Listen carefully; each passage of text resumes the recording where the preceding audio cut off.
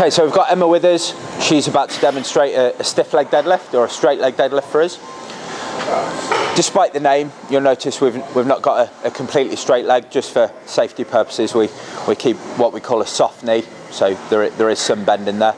Nice neutral flat back. This lift is primarily putting an awful lot of stress through the hamstrings and the gluteal muscles or the bum muscles. So this would be an excellent choice of an exercise that you could use to train those muscles in their extension rather than flexion. We can add more load through that way, as opposed to something like a hamstring curl, which would be training the hamstrings via knee flexion. We're using hip extension to put load through them this way. You'll see Emma's moving the bar down to a point at which she feels comfortable. Everybody will feel at some point a natural stretch in their hamstring.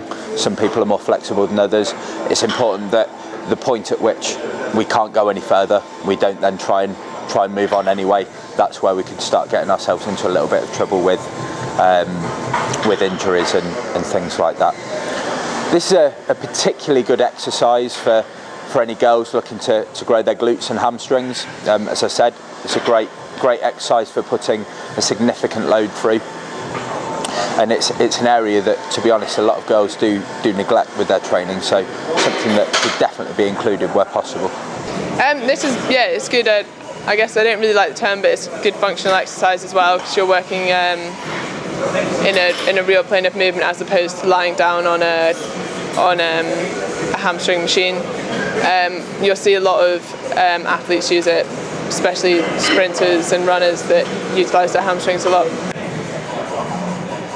I like to have a slight bend in my knees. I guess a good judge is that you should still feel tight hamstrings as you get down sort of past your knees, depending on your flexibility.